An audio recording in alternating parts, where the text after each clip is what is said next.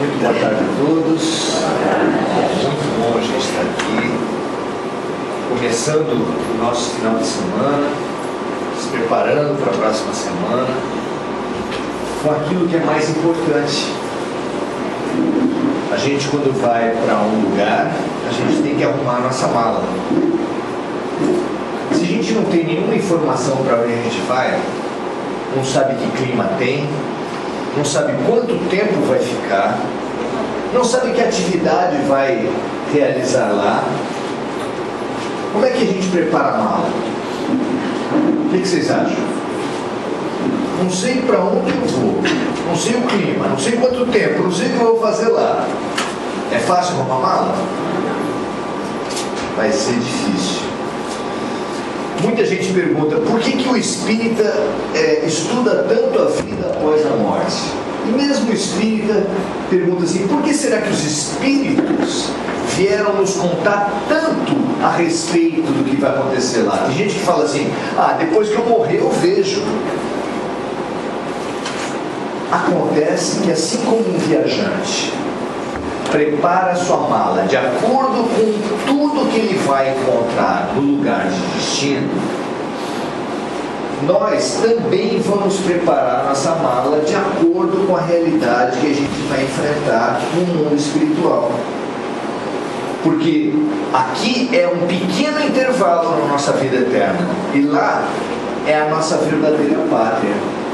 E a qualidade de vida que nós teremos após a morte, ficando séculos até uma próxima reencarnação, depende da mala que a gente arrumar aqui, depende daquilo que a gente vai acumular aqui. Então, quais são os valores, qual é o tipo de vida que eu preciso levar para ter uma vida valorosa, para ter um após a morte proveitoso, para que as coisas não aconteçam da pior maneira. Jesus conta uma parábola muito interessante do rico e do Lázaro. Fala de um homem que tinha um palacete onde tinha muitos convidados, onde se davam banquetes, e que bem à frente da sua casa ficava um mendigo, Lázaro, que não tinha grandes necessidades na vida dele, apenas depois dos banquetes ele pedia um pouquinho de comida, mas era sempre negado. Não, não, não e não. Mas tem um evento, poucos eventos servem igualmente para ricos e pobres. Poucos. A maioria faz diferença. Mas tem um evento que não faz diferença entre ricos e pobres, é a morte. A morte chega igualzinho. E chegou para os dois. E quando o rico chegou no mundo espiritual, ele se viu numa situação muito difícil, num lugar muito quente, numa situação muito incômoda para ele. E quando ele levantou os olhos, ele viu no relato evangélico, está lá colocado assim, ele viu Lázaro no seio de Abraão, na melhor condição espiritual, num ótimo ambiente. Olhando aquilo, ele se espantou. E no simbolismo do Evangelho, ele conversou com Abraão. Pai Abraão. Abraão é o grande patriarca da cultura judaica. Pai Abraão, aqui embaixo está ruim. Manda Lázaro me trazer um pouco d'água, molhar a pontinha do dedo dele para colocar na minha língua, porque o negócio está ruim aqui embaixo. E Abraão fala, não. Você, enquanto esteve vivo, teve só facilidades, e Lázaro só dificuldades. Você não o ajudou, você não se solidarizou, você não se abriu para a vida, para as oportunidades que a vida estava lhe dando. Agora é a sua vez de passar por dificuldades e Lázaro por facilidades.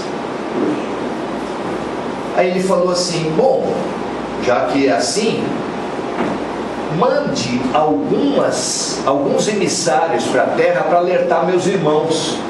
Ele já lembrou que os irmãos dele provavelmente estavam na mesma situação e que estavam também enganados, também iludidos e também quando morressem iam padecer.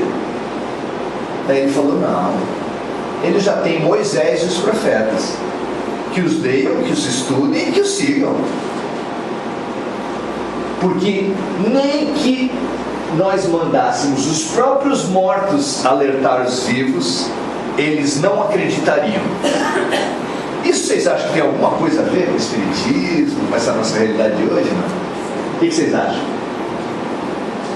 Tem muita gente que fala assim: ninguém sabe nada do mundo espiritual, ninguém sabe como é que vai ser após a morte, ninguém que voltou para dizer como era. Ignorância. Desde que a terra é terra, desde que o mundo é mundo, existe mediunidade. Muitos milênios antes de Kardec, a humanidade recebia mensagens mediúnicas. Eles só não falavam a palavra mediúnica porque mediunidade foi criada por Allan Kardec. A palavra, mas não o fenômeno. A comunicação já existia há muito tempo. Há muito tempo que o mundo espiritual manda recados para nós de como é lá. Alertem-se, cuidem-se, pensem. Mais ou menos como amigos, parentes, pais de jovens que estão na Cracolândia, ou que estão se afundando na bebida, e alguém mais experiente que os ame vai para lá e fala o quê? Meu amigo, você está se acabando, você é jovem, você tem toda uma vida pela frente, olha o que você está fazendo com a sua saúde. Quem vive dessa maneira vai ter um final de vida horrível. E, aliás, é o que o Ministério da Saúde faz também com aquelas fotinhas do cigarro, né? Outro dia vi uma que era terrível, era um pé gangrenado assim, mas muito escuro. Finalmente conseguiram fazer isso com o cigarro, mas o pessoal da bebida é tão esperto, mas tão esperto, que a mensagem deles é só assim: beba com moderação. Mas eles mandam beber. Eles são tão espertos que a mensagem de alerta deles é mandando beber. Beba. Como se o álcool não fizesse problema algum. Há um momento também no Evangelho em que Jesus nos faz essa reflexão, incita a gente a fazer a reflexão de como nós estamos na trajetória de nos aproximar de Deus, na trajetória da nossa evolução espiritual. E é isso que a gente veio conversar com vocês hoje. Muito, inclusive, em complemento à própria abertura que o André fez aqui. Como eu estou na relação da minha evolução espiritual? Como é que eu tenho trilhado isso? Eu tenho certeza, e não há nenhum problema para que as pessoas aqui já tenham passado em 2, 3 religiões, mesmo dentro do espiritismo, estejam passando por outras casas espíritas. Nós não exigimos nenhuma espécie de exclusividade, não ficamos vigiando a vida das pessoas. Ao contrário, Kardec orienta: quem estiver indo para uma religião e estiver bem lá, que fique lá, que aquela religião estiver melhorando, frequente, continue, não há problema algum. Como nós estamos na nossa trajetória espiritual? Para isso, Jesus nos conta uma outra história. Ele fala a parábola do semeador. Foi uma das poucas parábolas que o próprio Jesus interpretou. Então essa não dá muita dificuldade para a gente. Os discípulos perguntaram: o que o senhor quis dizer com aquilo? Se você tem dificuldade para entender as parábolas, fique tranquilo, os discípulos também não entendiam. Então lá ele conta que um semeador saiu a semear. É esse bem o início da parábola. Um semeador saiu a semear. E esse semeador encontrou diversos tipos de terreno onde foram lançadas as sementes. Essa é uma primeira estranheza de quem conhece o ato de semear. Como assim? O semeador não joga a semente em qualquer lugar. O semeador só joga a semente em terreno próprio, preparado. Esse semeador é diferente. Lançou semente em tudo quanto é terreno. Dá para entender isso? O semeador lançou semente por cima de pedra, em terra, em chão batido. Não é estranho isso? Jogou semente até em espinho. Tinha um monte de espinho assim, ele jogou semente também. Que interpretação a gente dá nisso? A gente fica, ué, como pode? Como pode isso? Pois o chamado a explicar a parábola, Jesus falou que ele era o semeador. E que a semente é a palavra de Deus, é a mensagem do amor, é a maneira que o céu trouxe à terra para dar alertas, para dizer caminhos, para dar mapa e bússola para a humanidade perdida. Então, que cada vez que o céu manda um emissário, e o maior de todos foi Jesus Cristo, traz para a humanidade sementes. E é muito bonita essa imagem da semente. Hoje nós somos chamados a analisar o primeiro desses terrenos. O primeiro desses terrenos, conta Jesus, que parte da semente que o semeador lançou caiu à beira do caminho. E ali ficou. E como não penetrava na terra, vieram as aves, comeram e foram embora. É tudo cheio de símbolo e a gente precisa entender, como o próprio Jesus falou, buscar o espírito que vivifica e não a letra. Tem muita gente que fala da letra, fica comparando a letra, mas se você for por aí, você não vai entender, você vai só ter uma historinha. Mas não, o próprio Jesus falou. Parte da humanidade recebe a mensagem divina, recebe a mensagem do Cristo e fica à beira do caminho. O que será que quer dizer à beira do caminho? Primeiro que a semente foi lançada à beira do caminho, sobre as pedras, sobre os espinhos, porque Deus não deixa ninguém sem a luz, sem uma direção espiritual. Na terra é uma escola que nenhuma classe fica sem professor. Então, ninguém pode falar que nunca recebeu a mensagem de Deus. Ah, Maurício, mas eu ouvi dizer que tem tribos isoladas na Amazônia. Tem tribos isoladas na Amazônia? Tem. Eles podem nunca ter ouvido falar de Jesus. Comunidades no interior da China, Mongólia, no terreno na África, podem nunca ter ouvido falar de Jesus. Como fica essa questão? Se nós cristãos achamos Jesus tão importante assim, se o próprio Jesus falou que Ele é o caminho, a verdade e a vida, que ninguém vai a Deus senão por Ele, como fica o resto da humanidade que não professa, se conhece e não professa, e uma parte que nem conhece Jesus? Onde está a justiça de Deus? De novo, não é a realidade objetiva, não é a palavra que é falada, não é Jesus que salva, não é Jesus que salva, é o que Ele simboliza.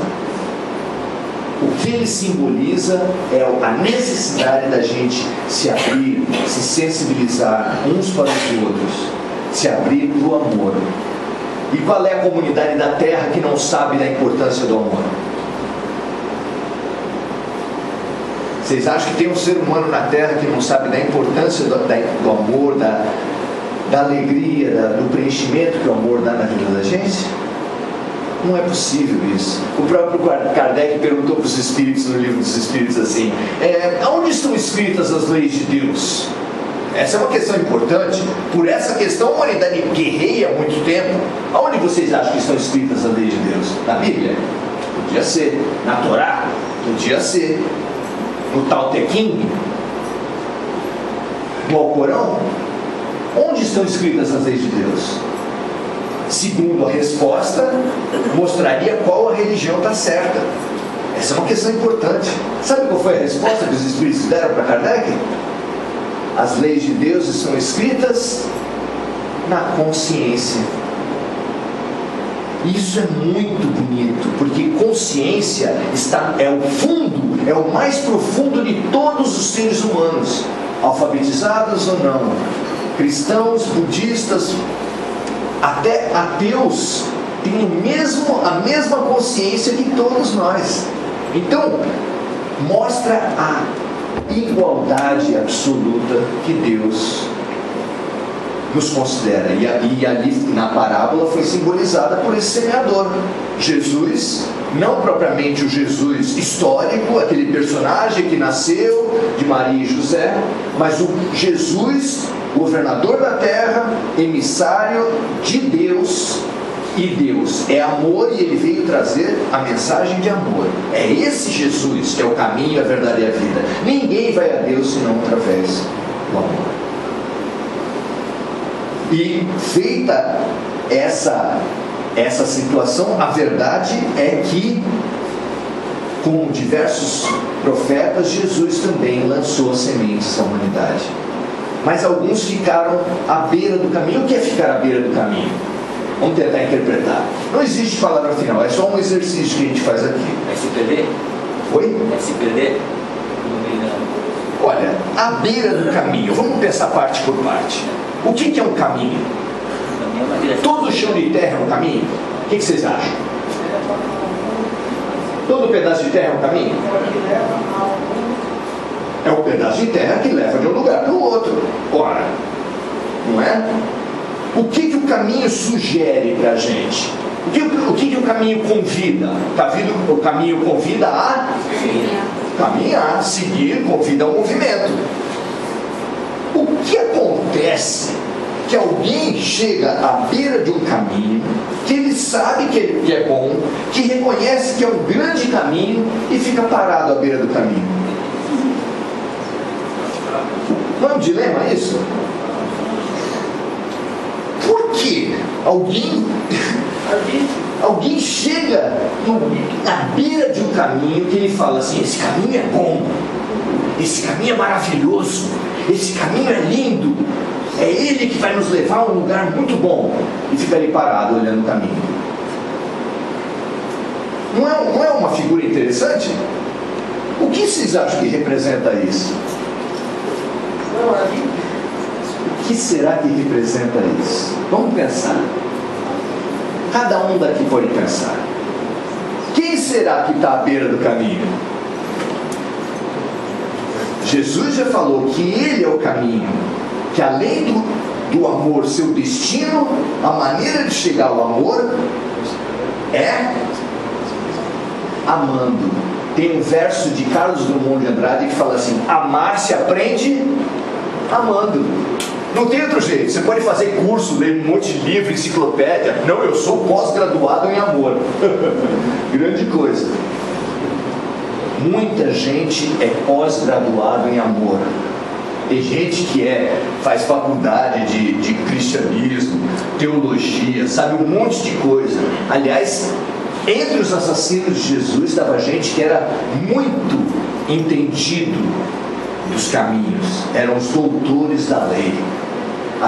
Hoje tem doutor da lei, não? Vocês acham que existe gente que sabe capítulos e versículos, mas da prática do amor, da solidariedade? Pois é. Isso existe aonde? Em todas as religiões.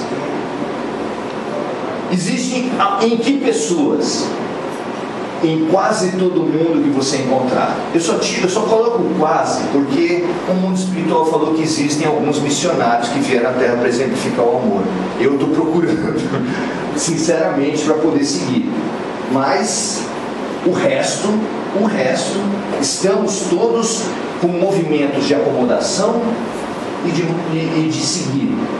Pois Jesus falou que existem pessoas que são colocadas à frente da doutrina de amor, são apresentadas ao convite à solidariedade, à transformação pelo amor, e ficam à beira do caminho. Que que será que Deus quer de mim? Eu imagino assim um trabalhador rural, o patrão dá uma foice bem grande, bem afiada, coloca ele na frente de um matagal e ele apoia a foice no chão, põe o cotovelo ali e passa o dia imaginando: o que será que a vida quer de mim? Deus dá instrumentos para nós, coloca situações para nós, faz tudo pronto e a gente pergunta: o que será que a vida quer de mim? Qual o sentido da vida? Você acha que uma mãe e filho excepcional pergunta o que Deus está querendo dela? Vocês acham? Fica meditando para pensar qual é o sentido da vida? O sentido da vida está ali, está na cara. Mas não é só para ela. O sentido da nossa vida, o meio, a melhor maneira de crescer está onde? Na nossa cara. A tarefa mais importante da tua vida está passando aqui, ó, rela o nariz, sabe assim? Está aqui. Por que a gente não vê? O que acontece que há tanto tempo, pelo menos há 2000 anos, nós frequentamos doutrinas? Boa parte disso frequentamos doutrinas cristãs. Nós estamos aqui na Terra, 7 bilhões. Alternativa A. Somos missionários do amor e viemos para exemplificar o amor. Bacana. Se for essa alternativa, me dá teu endereço, deixa eu aprender. Faz um curso aqui na casa, ministra um curso, a gente está precisando. Alternativa B. Você quebrou o computador de Deus e você caiu na terra por engano. Alternativa C, você veio aqui para tentar aprender. Você está à beira do caminho, foi colocado à beira do caminho para caminhar. Você é a semente para brotar. E a semente para brotar precisa do quê?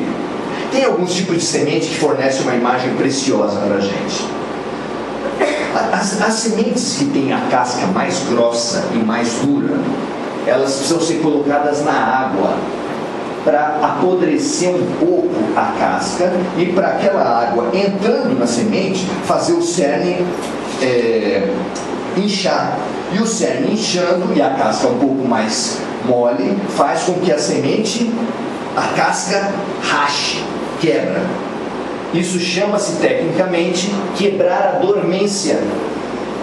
Quebrar a dormência da semente. A semente na gente não está conseguindo nascer.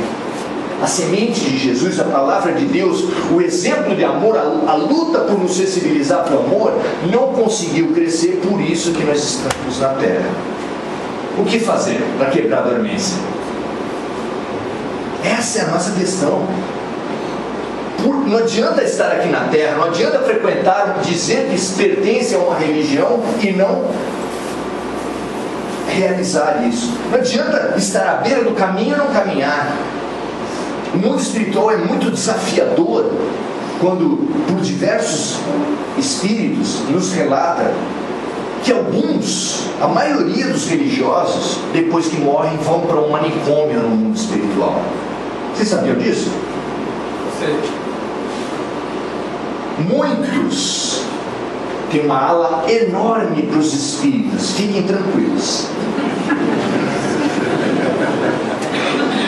E não adianta voltar em casa e procurar Hospital Esperança, é o nome do hospital. Não adianta olhar no teu plano de saúde, não precisa. Um manicômio para religiosos. Por que isso acontece? Porque o religioso é um tipo diferente. Ele cumpre obrigações dadas pelos homens e quando morre quer ficar de bem com Deus. É uma coisa diferente. Como se eu tivesse uma dívida com ela, ela viesse me cobrar, eu falo: não, eu já paguei. Como? Já paguei, só que eu paguei para ela. Hein? A nossa questão é com Deus. E a gente acha que resolve com os preceitos dos homens. Eu paguei dízimo por 10 anos. Eu confessei por 15 anos. Tomei passe no semente de luz por 20 anos. Ou dei passe. bem, seus problemas se acabaram. Se eu morrer, eu tô bem pra caramba. Aí ele morre com uma expectativa baixa, uma expectativa alta. Tapete vermelho, anjinho de um lado e do outro, trombeta, Jesus no final, mas pronto para marcar uma audiência com Deus. Você está bem na parada. Só que quem tem uma expectativa muito alta, quando cai feio. E quando morre, boa parte dos religiosos cai feio. Porque ali ele vai aprender que nem dízimo, nem confessar, nem tomar passe, nem ouvir palestra. Olha o desespero de vocês. Nem fazer palestra, olha o meu desespero. Nada disso garante uma boa entrada no mundo dos céus. Se vocês tiverem oportunidade, leiam o livro Voltei. Frederico Figner é o autor. É o nome da última encarnação, da encarnação que ele fala. Mas ele, para não complicar com a família dele, porque ele foi um homem muito rico, ele assinou o irmão Jacó. Sabe assim? Chico já tinha sido processado por uma família. Não vou entrar nessa de novo. Irmão Jacó conta pra gente que ele foi um grande empresário brasileiro. Ganhou muito dinheiro. Ele foi o introdutor do vinil no Brasil. Disco de vinil, aquela bolacha preta, foi ele que trouxe para o Brasil. Foi descoberto e ele trouxe para cá. Ele foi o proprietário do selo Odeon Discos. Muito famoso, ajudou, quer dizer, deu oportunidade para muitos artistas para se manifestarem, fomentou a cultura, pegou aquele dinheiro, ajudava e dava alimentos, cesta básica para muita gente, e era espírita. E foi diretor da FEB, Federação Espírita Brasileira. Esse, quando morreu, lá em cima, uma expectativa. Até que se comprometeu com os colegas: quando eu morrer, assim que eu puder, eu vou psicografar, para contar como é que é lá. Como é que é o nome do livro? Voltei. E ele conta lá que quando ele estava para ir para a colônia espiritual dele, porque depois, é que nem lá, é que nem parecido com aqui, depois do doente estabilizado, ele é removido. Então a gente vai para uma colônia de socorro, é estabilizado e depois é removido para o nosso local de destino. Aqueles que não se rebelam e escapam e vão para outros lugares. Uma grande parte das pessoas tem esse tipo de passagem lá. Ele teve essa passagem e estava aguardando o ônibus. Os mais desavisados estão falando assim: estava aguardando o quê? Pois é, tem um ônibus no mundo espiritual. Estava aguardando o ônibus com mais uma cambadinha que nem ele. Estava com o instrutor ali do lado. Daqui a pouco aparece uma senhora. Uma senhora muito simples, muito tranquila.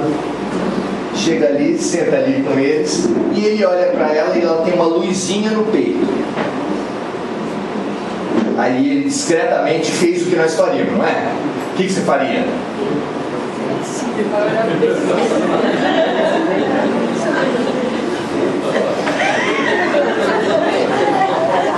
Não achou? Nada. Aí ele chegou a uma conclusão. Para resolver o problema dele, ele falou: é uma santa. Só não sei qual é. Aí cutucou o orientador e falou assim: professor, quem é? Que santa que é que eu não estou reconhecendo? Não é santa não, rapaz. Isso aí é uma professorinha primária, uma escolinha de periferia. Não vai ter o nome dela nem reconhecido, não vai ser nome de rua. Não está nos anais da história, não é reconhecido por ninguém, exceto pelos seus alunos, pelas famílias dos seus alunos, pelos quais ela atendeu e foi à casa e foi atrás com o maior carinho. Que lição tem nisso? Eu tenho orgulho do Espiritismo quando faz um livro como Voltei. O diretor da FEB, um milionário que deu cesta básica para um monte de gente, abaixo de uma professorinha primária de periferia. É isso? É isso. E o orgulho se quebrando. E o orgulho esfacelando as pessoas. Muitas dessas pessoas tendo que parar no manicômio. Vocês entendem por que o alerta do dia de hoje, das pessoas que ficam à beira do caminho? Sabe assim? Não, eu sou, como disse o André, eu sou simpatizante. Ou então o cara é trabalhador e fala assim, não, eu já trabalho há bastante tempo, eu trago cesta básica, eu trago item para cesta. Eu trouxe também, aqui, para chegar. Estava lá o saquinho, né? Não, eu faço palestra há mó tempo. Opa, bacana. E como você tem feito o que você tem feito? E na rua, quem é você? Como você atende as pessoas que chegam a você para falar bom dia? Você fala bom dia para as pessoas? Entre o universo das pessoas, vamos lá. Quem fala bom dia todos os dias para quem aparece na frente? Olha só. Deve dar 10%. Oh, bacaninha. Dos que levantaram a mão, que dão bom dia, qual é aquele que deseja bom dia? Que olha para a pessoa e fala assim, que você aproveite o dia de hoje, todas as oportunidades e cresça com o dia de hoje. Ou é aquele bom dia de elevador assim? Você olha, 2 metros quadrados. Você tenta disfarçar, mas você acaba olhando para a pessoa, né? Oi, bom dia. Depois do bom dia vem, nossa, que sol, né? Porque não tem o que falar. A maioria dos que falam, das pessoas não falam bom dia, a maioria das pessoas que falam bom dia não deseja bom dia, não expressa, não aproveita as oportunidades para crescer. Nós vimos até uma casa espírita e a gente quer ser atendido, e nós estamos certos. Vinde a mim, todos vós que estáis sobrecarregados, porque eu vos aliviarei. Vocês estão certos, venham sempre. É para isso que existe a casa espírita. Mas assim, depois de receber um pouquinho, a consciência fala o que pra gente? Ou vocês são daquelas pessoas que tem um jantar de Natal, come tudo e depois começa a dormir ainda na mesa assim, com o olho aberto, outro fechado, para ver se o pessoal já lavou o rosto. Não, quem come no almoço da casa do outro tem que levantar o prato para levar na pia, ou não? Ou tem que falar, pelo menos oferecer. Não quer que lave a louça? Já pergunta com não, né? Não quer que lave a louça? Não, chega um momento que a nossa consciência diz, não basta mais falar, resolva o problema para mim, eu preciso ajudar os outros. E isso é de uma inteligência que pouca gente descobriu na Terra. As pessoas ainda acham que caridade é coisa de santo. Os alcoólicos anônimos descobriram e nos informam que caridade é coisa de gente inteligente. Só gente inteligente faz caridade. Sabe por quê? Porque o alcoólico anônimo, no 12º passo, ele nos ensina que um alcoólico só se cura de verdade no 12º passo, quando ele ajuda outros que têm o mesmo problema dele. É assim que vai dar a nossa cura. Quem olha para os trabalhadores aqui pode falar assim, eles são diferentes, nada, é bêbado do mesmo jeito. Tudo alcoólatra, tudo. O que eles têm de um pouco mais de lucidez é saber que a cura deles depende deles ajudarem a cura dos outros. É por isso que a gente volta a convidar para os cursos. Ali na saída tem uma mesinha ainda que estão chamando para isso. O curso vai preparar você para começar a trabalhar. Mas assim, não peça o lugar da Dona Shirley. Vai ter concurso para a Dona Shirley? Peça um pouco menos assim, você pede assim, recepção. Recepção é tão importante numa casa que a pessoa precisa estar tão disponível para as pessoas, porque aparece o que na recepção? De tudo. Coloque-se à disposição, ajude. fazer faxina, lavar banheiro. É assim que a gente começa a servir. Um dia vai mudar. Não sei se vai mudar para o banheiro melhor, você vai lá, não sei o que é. Mas é assim, a gente vai crescendo, é através do serviço, é através da disposição. É assim que a gente vai seguir de verdade o caminho. O caminho de Jesus não se serve com catedrais. Catedrais foram feitas em nome de Jesus.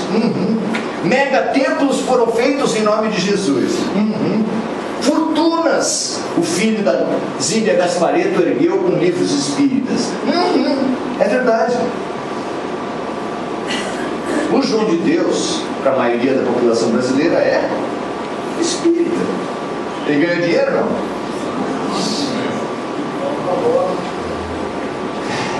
É isso que a gente tem. Haverá falsos cristos e falsos profetas. Mas isso quer dizer que o catolicismo não presta, que o protestantismo não presta, que o budismo não presta, que o espiritismo não presta? Isso são pessoas que receberam o mandato de Deus e ficaram à beira do caminho. Serve para a gente olhar quem? Eu vou dizer para você, gente, os errados da terra são espelhos.